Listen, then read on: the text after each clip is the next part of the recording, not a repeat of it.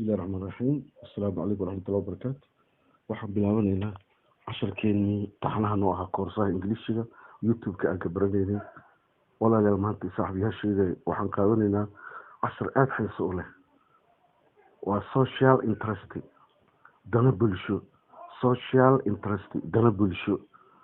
a confabulation waa sheeko gaaban a confabulation waa sheeko gaaban between oo u dhexaysa an Englishman nin English ah and Somaliman iyo nin Soomaali ah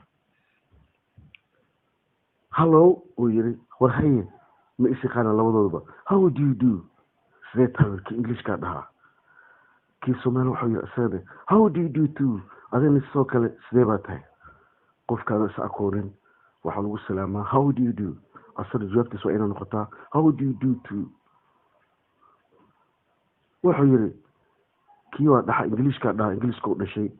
I am mystified with the lack of BC in our country. I am mystified.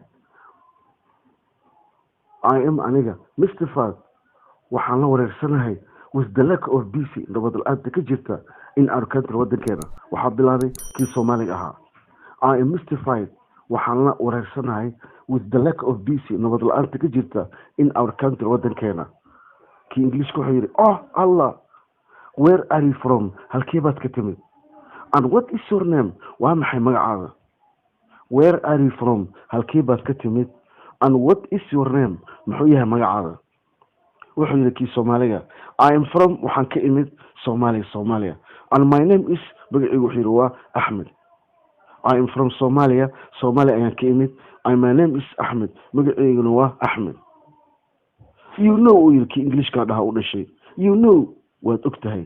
you have waxa idin hasta social problems dhibaatooyin oo xagga bulshada ah for example tusaale ahaan you have listed waxaad iska dhumiseen your culture dhaqankiini custom caadadiini and many activities iyo howlo badan so ahaatee what caused that taas maxaa sababay you know waad ogtihiin you have waxa idin hasta social problems dhibaatooyin bulsho for example tusaale ahaan you have listed waxaad iska dhumiseen your culture dhaqankiini custom caadadiini and many activities iyo howlo badan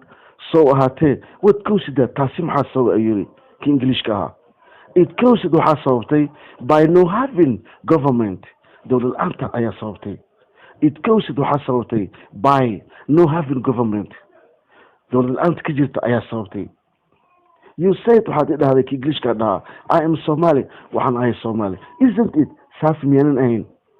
you said waxaad dhahday I am waxaan ahay Somali isn't it saan miyaan ahayn yes urkii Somali ha all right waa hagaag waxaad dhahaa ki English ka ahaa can you get mu heli karteen any solution wax hal ah to your problems dhibaatooyinkiina idin hasta oo social security ka ahaa social problems ka mu heli karteen xal can you get mu heli karteen any solution wax hal ah to your problems dhibaatooyinkiina wax hal ah mu heli karteen maybe u yirkii Soomaali maybe waa laga yaabaa you also need soo kale waxaad u baahantiin social welfare samafal bulsho social security nabadgelyo bulsho and social reforms dib u habeen bulsho so ahaatee how can you restore them si waad su'aali kartaa waxyaabahaas oo dhan you also need soo kale waxaad u baahantiin social welfare samafal bulsho social security ammaan ama nabadgelyo bulsho and social reforms iyo dib u habeen bulsho so ahaatee how can you restore them sidee baad ku soo celi kartaan waxyaabahaas as a reality sida runta ah we can restore waan soo celi karnaa many activities waxyaabo badan ama howlo badan waan soo celi karnaa however si kastaba ahaatee the government dowladana can be waxay noqon kartaa responsible for mas-uuli ka noqonay waxay mas-uul ka noqonaysaa the welfare samafalka security amaanka stability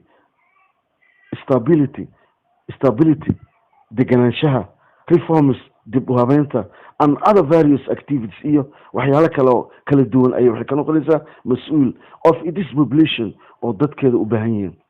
thanks a lot mahadsanid wax badan you are welcome adiga ayaa mudan halkaasaan kusoo gabagabeynayna sheekadeen taxanaan oo ahayd you also sidoo kale walaal waxaa laga rabaa inaad si fiican u fahantaan dialoga waxyaalaha new word iska fiiriya